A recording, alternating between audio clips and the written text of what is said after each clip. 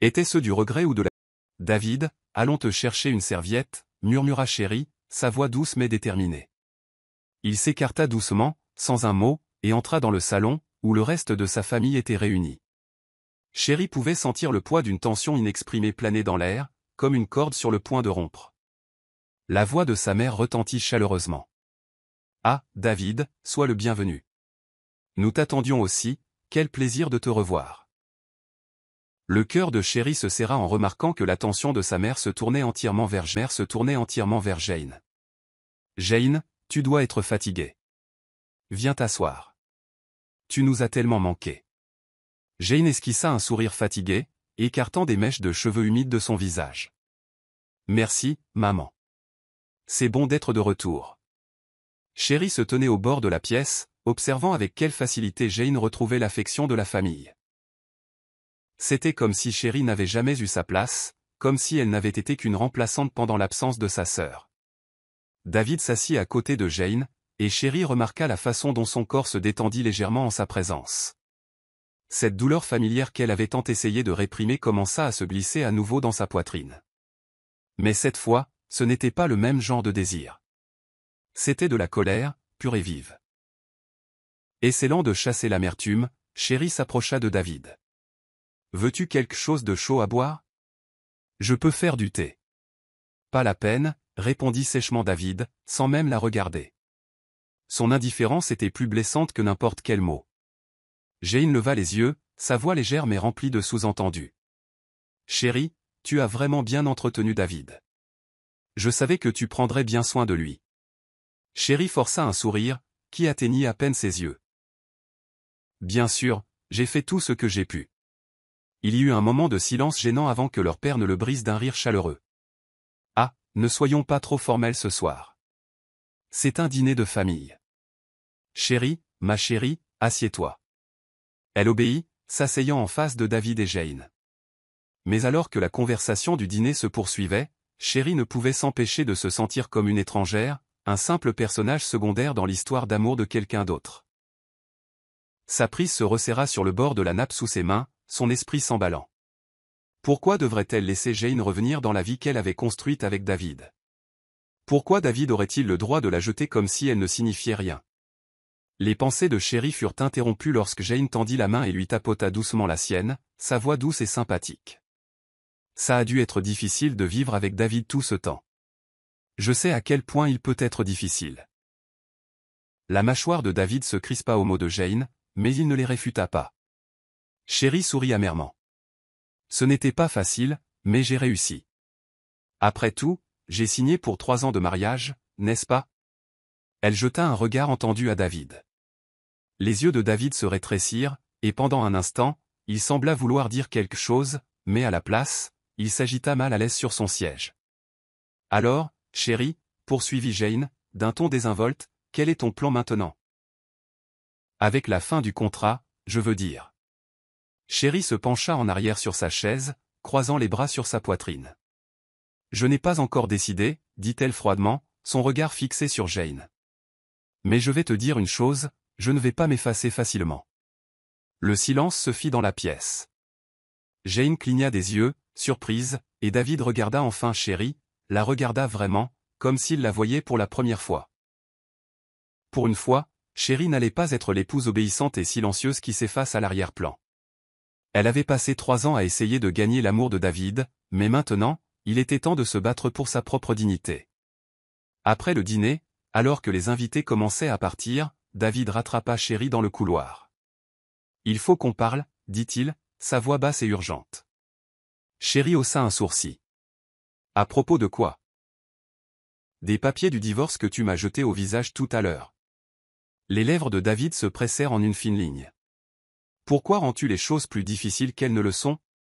Parce que j'ai perdu 3 ans à espérer que tu me vois, rétorqua Chérie, la voix sèche. Mais j'ai fini d'espérer, maintenant je vais faire ce qui est le mieux pour moi. L'expression de David vacilla, montrant quelque chose qu'elle ne pouvait pas tout à fait identifier, du regret, de la frustration, ou peut-être même de la culpabilité. Mais avant qu'il ne puisse dire quoi que ce soit d'autre, Chérie passa devant lui, le cœur battant d'une nouvelle détermination. Pour la première fois depuis des années, elle n'allait pas être la fille qui attend en arrière-plan. Elle avait sa propre vie à vivre, et cette fois, c'est elle qui écrirait l'histoire.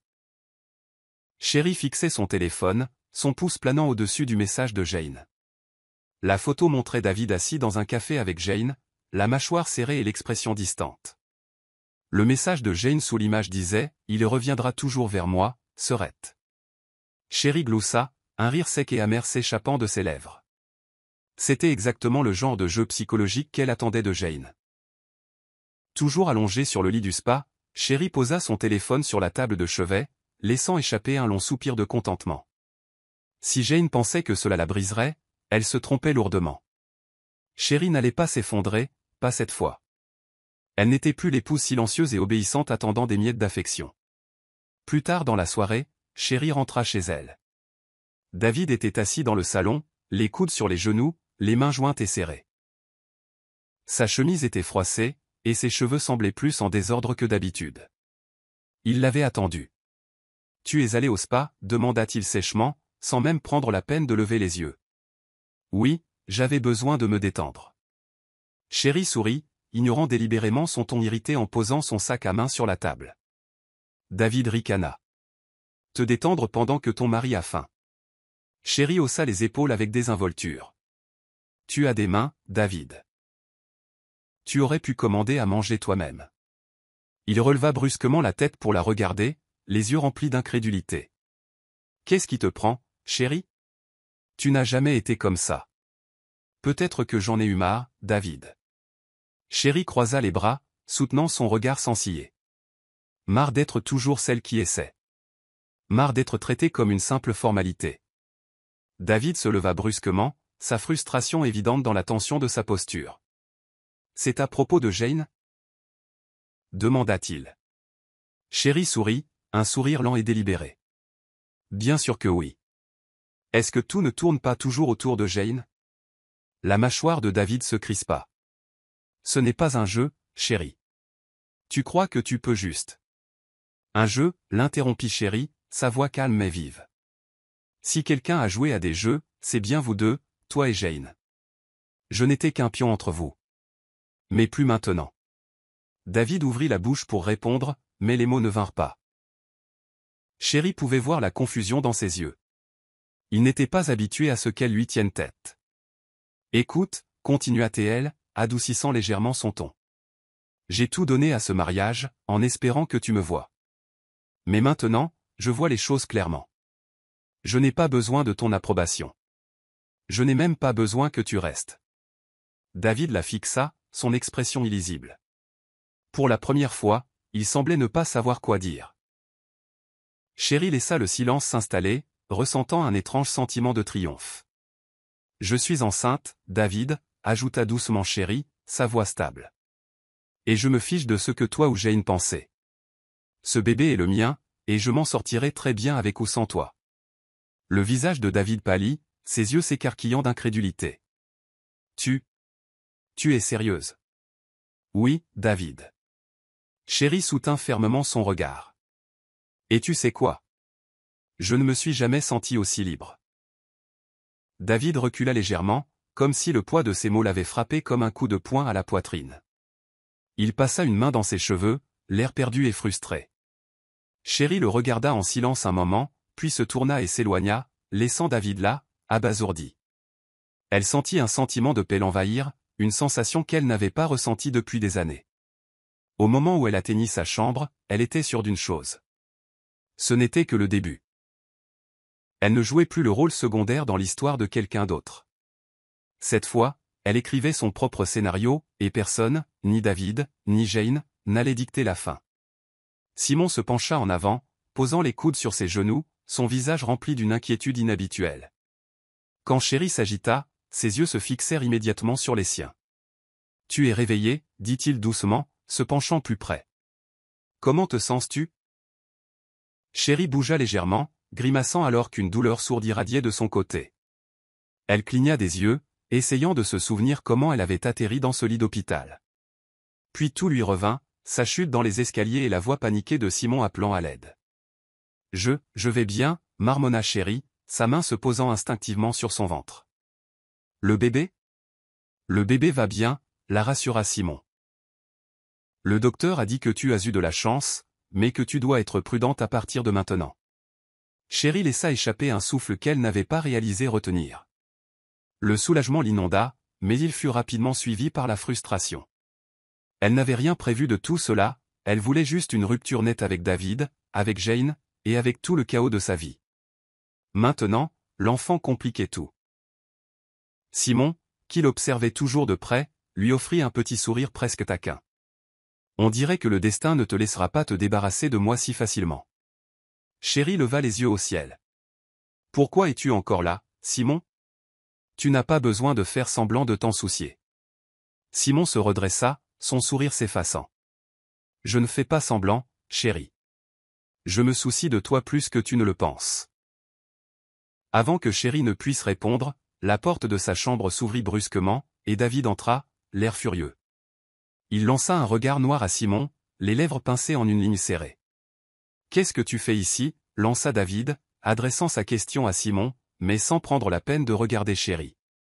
Simon se pencha en arrière sur sa chaise, appréciant clairement l'irritation de David.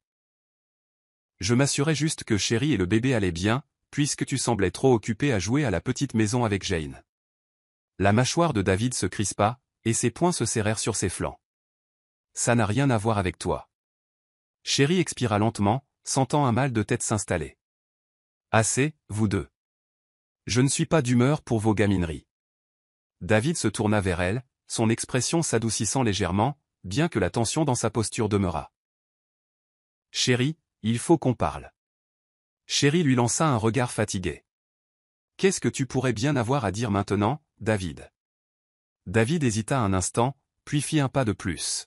« Je ne m'attendais pas à cette grossesse, mais maintenant que c'est réel, je veux être impliqué. » Chérie ricana. « Impliqué?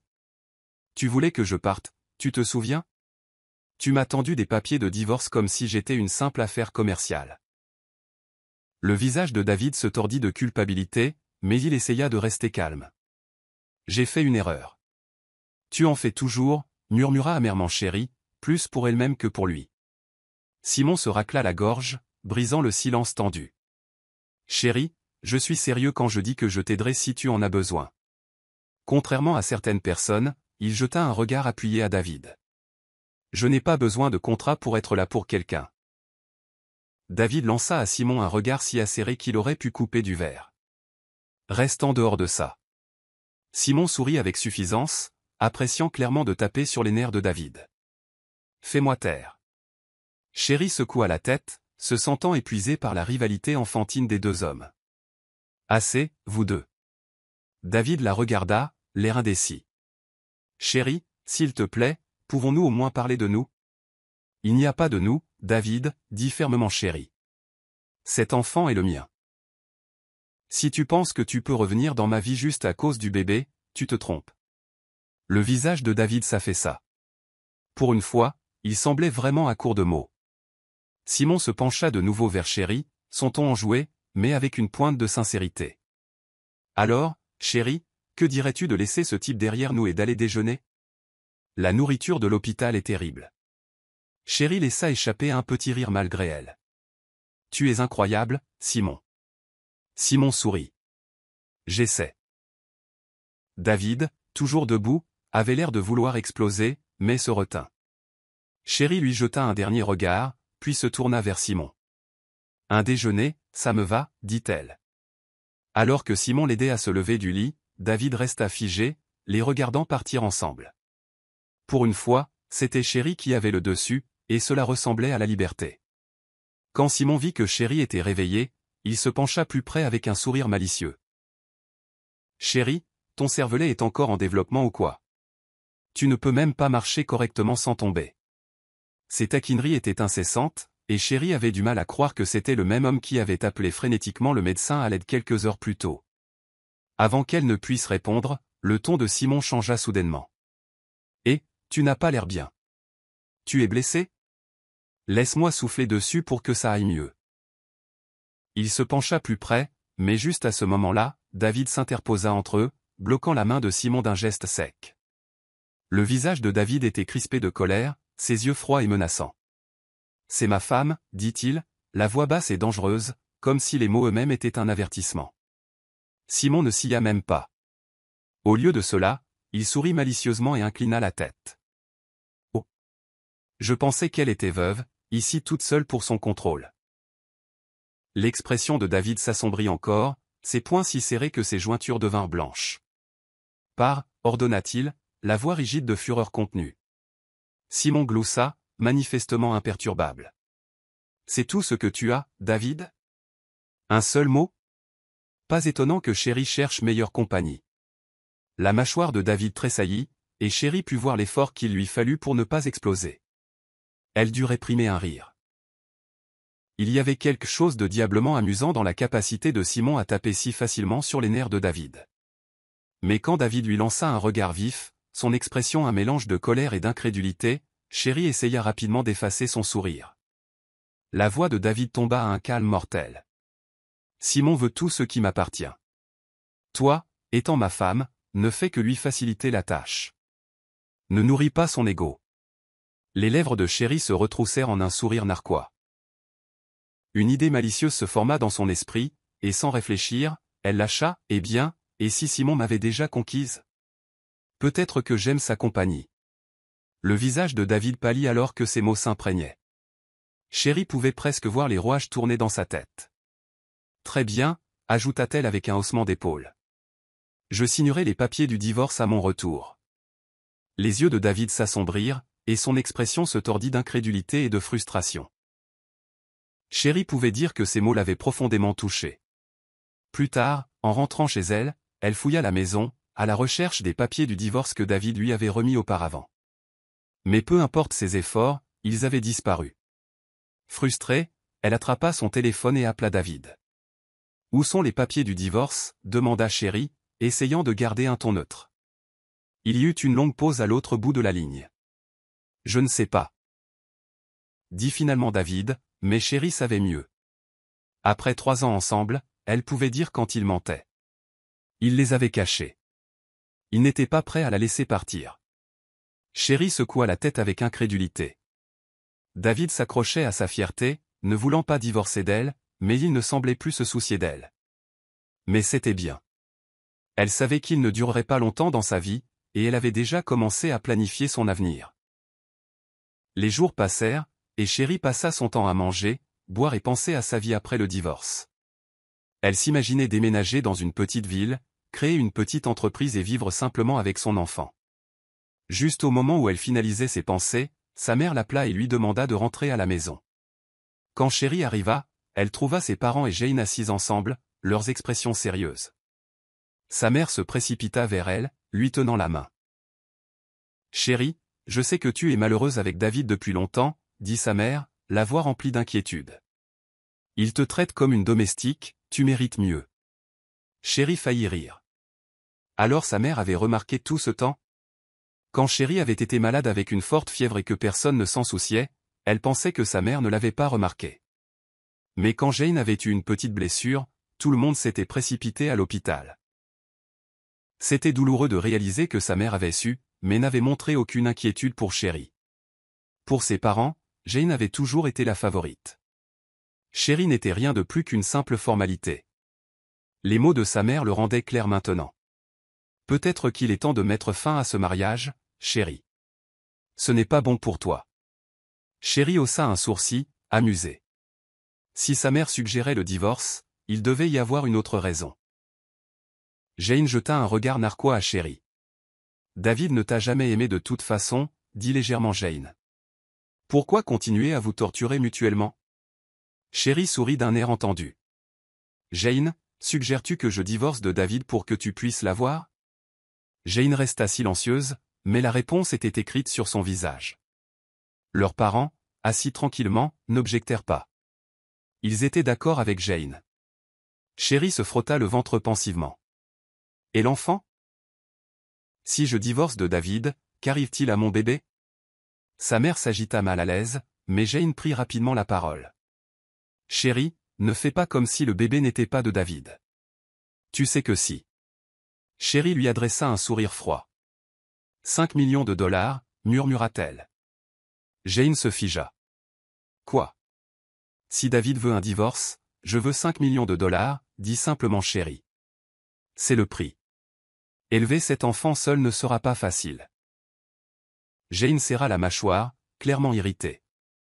Mais 5 millions de dollars, ce n'était pas grand-chose pour quelqu'un d'aussi gâté qu'elle. Sherry savait que David serait furieux en apprenant qu'il avait été vendu pour cette somme, mais elle s'en fichait. D'un signe de tête tendue, Jane accepta. Appelle David. Quand Jane passa l'appel, David arriva en quelques minutes. Il se tenait dans l'embrasure de la porte, le visage un masque d'incrédulité. As-tu les papiers dus? Divorce? En Sherry. David la fixa, son expression illisible. Es-tu vraiment si pressé de t'enfuir avec Simon? Le sourire de Sherry ne vacilla pas. Peut-être. Le bébé pourrait ne pas attendre éternellement. Les lèvres de David se pressèrent en une fine ligne, comme s'il retenait tout ce qu'il voulait dire. Après une longue pause, il parla entre ses dents serrées. Très bien. Si c'est ce que tu veux, divorçons. Sherry lui adressa un petit sourire satisfait.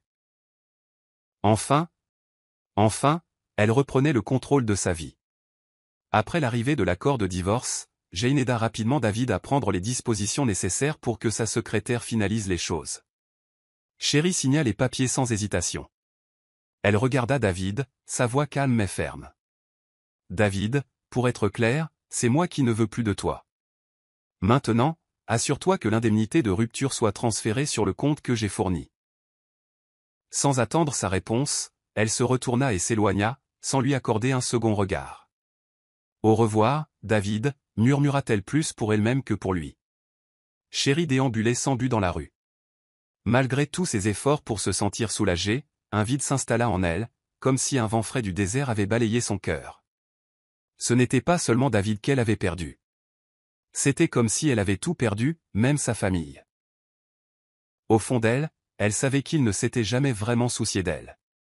À chaque pas, la réalité s'imposait. Elle avait toujours été un personnage secondaire dans sa propre vie. Juste à ce moment-là, une Maybach rutilante s'arrêta brusquement juste devant elle. La portière de la voiture s'ouvrit et Simon en sortit, sa grande silhouette remplissant l'espace. Maintenant, plus rien ne peut nous empêcher d'être ensemble, déclara Simon, lui barrant le chemin avec un sourire triomphant. Sherry lui lança un regard assassin. Comment l'as-tu découvert si vite? Simon sourit. Jane m'a tout dit. Il s'approcha, sa voix douce et persuasive. Chérie, maintenant nous pouvons unir nos forces. Tu as perdu David, mais cela signifie que je gagne. Chérie croisa les bras. As-tu perdu la tête? Tu fais tout ça juste pour te venger de David? Elle le foudroya du regard. Veux-tu sérieusement jouer les beaux-pères pour l'enfant de David? C'est ça ton grand plan? Simon gloussa, se caressant nonchalamment le menton. Pourquoi pas? Ça me plaît assez. Chérie ne put que secouer la tête. Il était fou, complètement, indéniablement fou. Simon ne sembla pas déconcerté par son rejet. Il la suivit alors qu'elle continuait à marcher, continuant de divaguer sur la grandeur de leur avenir ensemble. Étrangement, sa présence ridicule apaisa une partie de sa douleur, comme si elle la distrayait du vide intérieur. Peu de temps après, Chérie décida de prendre un nouveau départ en déménageant dans un petit hameau à des centaines de kilomètres de la métropole animée qu'elle avait appelée sa maison pendant plus de 20 ans. Elle voulait explorer de nouveaux endroits et rencontrer de nouvelles personnes, tout pour laisser le passé derrière elle. Mais dès qu'elle descendit de l'avion, son cœur se serra. Il était là, juste en face d'elle, souriant comme s'il avait gagné un prix. Je n'arrive pas à y croire, chérie. Tu n'as pas réussi à m'échapper, n'est-ce pas, la taquina Simon. Chérie grogna. Qu'est-ce que tu fais ici, Simon? Avec un sourire narquois, il se pencha. Je pensais que nous étions voisins maintenant. Où fais-tu encore semblant de ne pas me suivre? Elle leva les yeux au ciel et entra en trombe dans la petite maison qu'elle avait achetée en ligne. L'agence de nettoyage avait déjà tout rangé, ne lui laissant qu'un peu d'organisation à faire. Alors qu'elle commençait à s'installer, son téléphone sonna. L'identifiant de l'appelant lui dit tout. David. Elle fixa l'écran un instant avant d'appuyer sur le bouton rouge. Mauvais numéro, marmonna-t-elle, bloquant l'appel sans hésitation. Quelques minutes plus tard, un autre numéro inconnu s'afficha sur l'écran. « Chérie, c'est l'ami de David. Il a trop bu. Pourrais-tu venir le chercher ?» demanda la voix à l'autre bout du fil. Chérie soupira, agacée. « Nous sommes divorcés maintenant. » Appelez sa secrétaire. Elle raccrocha brusquement, mettant fin à l'appel et bloquant le numéro. Deux de moins. Elle savait que ce n'était que le début. Au cours des jours suivants, les proches de David commencèrent à la bombarder de messages. Ils prétendaient qu'il était malade à l'hôpital. Certains disaient que c'était un rhume. D'autres mentionnaient un problème d'estomac. Étrangement, quelqu'un lui a même dit que David avait pleuré parce qu'elle lui manquait. Chérie savait ce qu'ils essayaient de faire. Ils voulaient la ramener dans sa vie. Mais elle ne tombait pas dans le piège. Elle avait déjà pris des dispositions pour que David soit avec Jane, et elle était déterminée à tourner la page. Finalement, Chérie trouva la paix dans sa nouvelle ville. Elle créa un nouveau compte téléphonique, changea de numéro et ouvrit une petite boutique de fleurs au rez-de-chaussée. Un après-midi, alors qu'elle accueillait des clients, elle leva les yeux pour voir Simon debout devant elle, élégamment vêtu d'un costume sur mesure avec des lunettes à monture dorée perchées sur son nez. Il choisit un bouquet de roses, le paya et le lui tendit. « Garde-les, dit Chérie, sans intérêt. » Au lieu de cela, Simon sourit et plaça lui-même les fleurs dans un vase sur le comptoir. Sa persistance était frustrante, mais elle commençait à s'y habituer. Il était libre d'agir comme il le voulait. Cela ne lui importait plus. « Tes fleurs sont en route, chérie », lança joyeusement Simon, se dirigeant vers l'entrée. Soudain, une voiture dérapa et fonça droit sur Chérie. Le temps sembla se figer, et avant qu'elle ne puisse réagir, quelqu'un la poussa hors du chemin. Quand Chérie se releva en se débattant, son cœur se serra. Simon gisait sur le sol, ses lunettes disparues, et ses cheveux un enchevêtrement désordonné. « Simon » cria-t-elle, se précipitant à ses côtés. « Tu es blessé ?» Avec un faible sourire, Simon murmura, « Une petite voiture ne peut pas m'arrêter. Je suis ceinture noire, tu te souviens. » Mais son expression douloureuse racontait une autre histoire. « Je crois que ma jambe est cassée », admit-il entre ses dents serrées. Chérie appela rapidement une ambulance, les larmes montant à ses yeux en voyant l'angle contre-nature de sa jambe.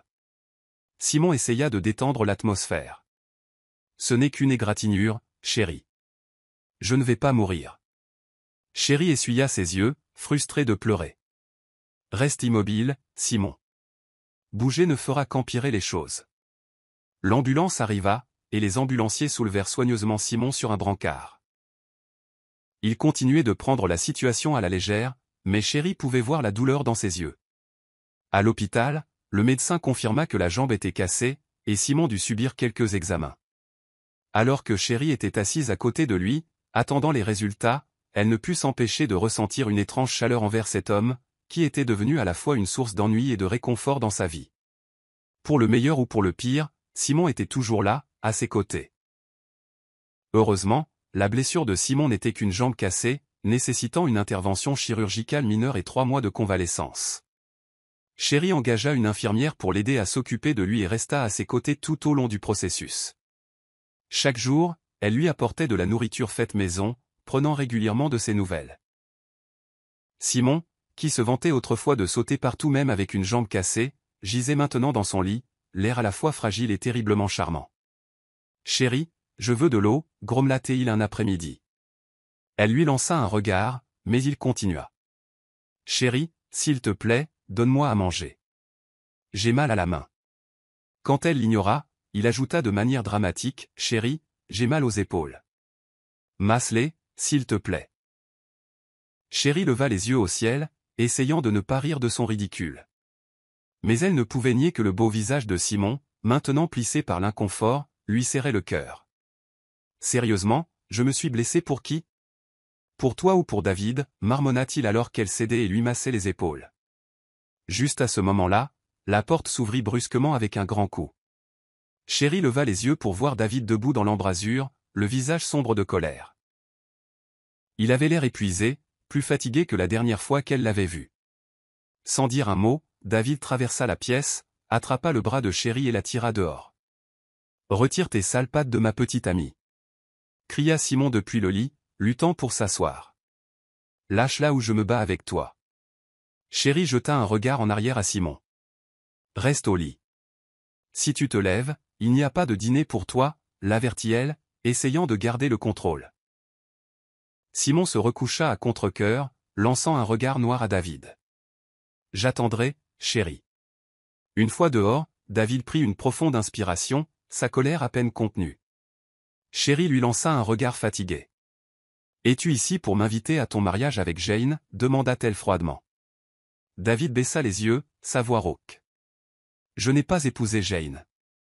Chéri croisa les bras. Alors, que veux-tu? Il resta silencieux un moment, comme pour rassembler son courage. Finalement, il parla. Réconcilions-nous, chéri. Tu n'as pas quitté mes pensées tout ce temps. Je n'ai jamais cessé de t'aimer. Sa voix vacilla légèrement. Te perdre m'a fait réaliser à quel point tu comptes pour moi. Chéri haussa un sourcil, peu impressionné. Et pourquoi n'as-tu pas répondu à mes appels à l'époque, demanda-t-elle, son ton sec. Tu m'as dit que tu travaillais tard quand j'étais malade. Pendant ce temps, Simon s'est jeté devant une voiture pour me sauver sans même y penser à deux fois. David la fixa, abasourdi et silencieux. Il semblait perdu, comme un enfant qui ne sait pas quoi faire. La voix de Chéri s'adoucit, mais seulement légèrement.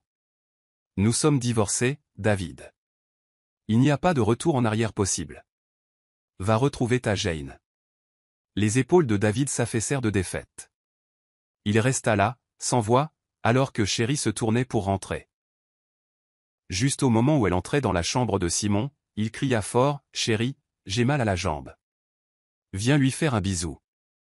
Ça guérira plus vite. » Chéri rit, levant de nouveau les yeux au ciel. Elle s'approcha de lui et lui tira l'oreille de manière enjouée. « J'ai dit ta jambe, pas ta bouche. » Simon sourit, appréciant clairement son attention. Pas devant tout ce monde, la taquina-t-il. 8 jours plus tard, Simon sortit de l'hôpital. Pendant les 3 mois suivants, l'infirmière que Chéri avait engagée s'occupa bien de lui, mais elle continua à lui rendre visite tous les jours. Remarquablement, Simon mit plus de temps que prévu à se rétablir. Son physique fort et en forme suggérait qu'il aurait dû se remettre rapidement. Un jour, Chéri entrevit accidentellement ses abdominaux et ne put s'empêcher de se demander « Pourquoi mets-tu autant de temps à guérir avec des muscles comme cela ?»« J'ai si mal à la jambe, chéri. » Gémit Simon un après-midi, l'invitant à la masser. Soudain, Chéri se serra le ventre, sentant une vague de nausée. Simon le remarqua immédiatement et se redressa, l'inquiétude brillant sur son visage. « Chéri, ça va? On devrait aller à l'hôpital ensemble. » Chéri lui lança un regard appuyé, et son expression inquiète se fondit en un sourire malicieux. « Attends, c'est ça que fait l'amour? Ma jambe commençait juste à aller mieux. » Chéri ne put s'empêcher de rire en tendant la main et en lui pinçant à nouveau l'oreille. Lorsqu'il fut confirmé que Chéri était enceinte, Simon l'accompagna à chaque rendez-vous. Le jour où elle accoucha, il resta à ses côtés, maladroit mais doux avec le nouveau-né. « Allez, ma chérie, » murmura Simon, tenant le bébé près de lui. Dit papa. Étant mère pour la première fois, Chéri était nerveuse, mais Simon s'adapta rapidement. Il apprit à changer les couches après seulement quelques jours et devint un pro en la matière. Les premiers mots du bébé furent « maman » et peu de temps après, « dada ». Simon rayonnait de joie chaque fois que le bébé l'appelait « dada ». Chéri n'avait jamais vu quelqu'un d'aussi ravi d'être parent de l'enfant d'un autre homme. Au moment du 2e anniversaire de leur enfant, Simon et Chéri étaient devenus une famille. Ils décidèrent de faire simple pour le 3e anniversaire du bébé, organisant une petite fête. Et ce même jour, ils se marièrent avec leur petite servante de demoiselle d'honneur. Le mariage fut intime, en présence uniquement des amis et de la famille les plus proches de Simon. Alors que Simon glissait doucement la bague au doigt de Chéri, elle entrevit une silhouette familière dans la foule. Après un bref moment d'incrédulité, elle le reconnut. C'était David, debout sur le côté. Un petit enfant tirait sur sa main alors qu'il lui tendait une friandise. Chéri sentit une vague d'émotion, mais elle les écarta rapidement. Elle sourit à Simon, qui se pencha pour l'embrasser sur le front. À ce moment-là, entourée des gens qu'elle aimait, Chéri réalisa à quel point elle avait de la chance. Simon n'était pas parfait. Il était agaçant, persistant et têtu, mais il l'aimait farouchement. Et c'était plus que suffisant. David regardait fixement un petit enfant dont les traits n'étaient pas encore complètement formés, mais qui lui ressemblait déjà de manière frappante. L'enfant parla d'une voix innocente, disant « Maman et papa ont dit de ne pas prendre de choses des inconnus. » David se crispa, son visage s'empourprant de gêne. Chéri jeta un coup d'œil à Simon, qui se tenait à proximité, observant l'interaction avec méfiance. Elle se pencha et prit doucement la main de l'enfant. « Viens, ma chérie, va jouer avec papa, murmura-t-elle, passant la petite à Simon. Simon hésita, manifestement méfiant de David, mais Chéri lui adressa un regard rassurant. D'un léger signe de tête, Simon prit l'enfant et l'emmena, jetant un regard par-dessus son épaule, comme pour s'assurer que Chéri allait bien. Chéri se retourna vers David. Sa posture autrefois fière s'affaissait maintenant avec l'âge et le regret. Ses vêtements étaient froissés, et les années n'avaient pas été tendres avec lui. « David, tu as beaucoup changé en ces 4 ans, dit-elle doucement. Je t'ai dit avant, Jane ne l'a pas épousé, continua-t-elle, se référant à l'ex-fiancé de David. Elle est retournée dans son pays natal et s'est réconciliée avec son ancien petit ami. Et David. Chéri laissa sa phrase en suspens, sa voix teintée de pitié. David ne s'est jamais marié, il a tout perdu, sa carrière, sa réputation. Et la boisson n'a pas aidé non plus. David détourna le regard, ses mains tremblant légèrement. Chéri, murmura-t-il, une pointe de désespoir dans la voix. Plus rien de tout ça n'a d'importance. S'il te plaît, reviens. L'expression de Chéri se durcit. Si tu ne me laisses pas tranquille, David, tu ne me retrouveras plus jamais. Sa voix était ferme, remplie de finalité. Sans attendre de réponse, elle se tourna et fit de petits pas vers Simon, laissant David là, comme une ombre du passé. En marchant, les souvenirs de sa première rencontre avec Simon lui revinrent en mémoire. Elle venait de se marier avec David à l'époque, perdue et confuse. Simon s'était approché d'elle avec un étrange sentiment de familiarité. « Ne nous sommes-nous pas connus dans une vie antérieure ?» avait demandé Simon avec un sourire enjoué. À l'époque, Chéri en avait ri, le trouvant ringard. Mais maintenant, en repensant à ces moments, il semblait plus doux. Les mots de Simon, autrefois ridicules pour elle, semblaient maintenant pleins de sens. Chaque fois que Chéri était à bout de souffle ou dépassé, Simon la serrait contre lui et l'embrassait avec une passion qui dissipait ses soucis. « Nous nous sommes vraiment croisés dans une autre vie », disait Simon avec un sourire entendu. « Ce n'est pas grave que tu aies oublié. Je me souviens de tout. » Dans l'une de ses nombreuses histoires, Simon avait avoué « Je m'appelle Simon et Chéri était mon amour d'enfance. Nous sommes allés au même jardin d'enfants, aux mêmes écoles primaires et secondaires. Mais pour l'université, elle a été admise dans une école du Sud, alors que je n'ai pu obtenir qu'une place dans le Nord. » Il avait souri en se remémorant. Je voyageais pendant des heures juste pour la voir. Et peu importait la durée du voyage, tant que je pouvais être avec elle. Simon avait marqué une pause, la tristesse brillant dans ses yeux. En 3e année, j'ai créé une entreprise pour gagner de l'argent. J'avais un plan. Je voulais la demander en mariage après l'obtention de son diplôme et nous acheter une petite maison. Sa voix avait alors baissé, épaisse d'émotion. Une grande entreprise a aimé mon idée, et j'ai gagné assez d'argent pour acheter la maison. Mais quand je suis allé la demander en mariage, j'ai regardé avec horreur un camion la percuter. Ils l'ont recouverte d'un drap blanc avant même que je puisse parler. Simon avait détourné le regard, sa voix se brisant. Tout le monde m'a traité de fou, mais je savais qu'elle n'était pas partie. J'ai cherché dans chaque ville, chaque recoin, croyant qu'elle était quelque part. Un jour, j'ai abandonné et je me suis allongé dans la forêt, attendant la fin du monde. Et puis il avait souri à travers la douleur. Puis je l'ai vue, ma fille, me tendant la main comme dans un rêve. Chéri se souvint comment Simon lui avait dit qu'il s'était réveillé dans un lit luxueux et inconnu. Dans cette nouvelle vie, il était né dans l'une des 2 familles les plus puissantes de la ville et avait grandi en rivalité constante avec David. Toute ma vie, j'ai pensé que mon but était de rendre David misérable, avait dit Simon en riant. Je vivais pour sa frustration, jusqu'au jour où je t'ai vu, chéri. Il avait marqué une pause, sa voix tendre. Tu te tenais à côté de David, et pour la première fois, j'ai eu l'impression d'avoir trouvé quelque chose que je ne savais pas que je cherchais. Simon avait admis, je n'ai pas eu besoin de dire grand-chose, je savais juste. Ne nous sommes-nous pas connus dans une vie antérieure ? Je t'ai demandé ça ce jour-là, et au moment où tu as souri, tout s'est mis en place. Maintenant, debout à côté de Simon à la fête, Chérie ne pouvait s'empêcher d'être reconnaissante. Il l'avait trouvée, et d'une manière ou d'une autre, ils avaient construit une vie ensemble à partir du chaos. Alors qu'il s'éloignait de David, Simon serra doucement la main de Chérie. « Ça va » demanda-t-il, la regardant. Chérie sourit, lui rendant sa poignée de main. « Oui » murmura-t-elle. David resta là où il l'avait laissé, le cœur lourd de regret. Il regarda Simon, Chérie et leur petite fille s'éloigner, leur rire remplissant l'air. C'était une scène dont il aurait pu faire partie, mais ce moment était perdu à jamais. D'un dernier regard, Chérie sut qu'elle avait fait le bon choix. La vie les avait réunis, elle et Simon, contre toute attente, et pour la première fois depuis longtemps, elle se sentit vraiment en paix.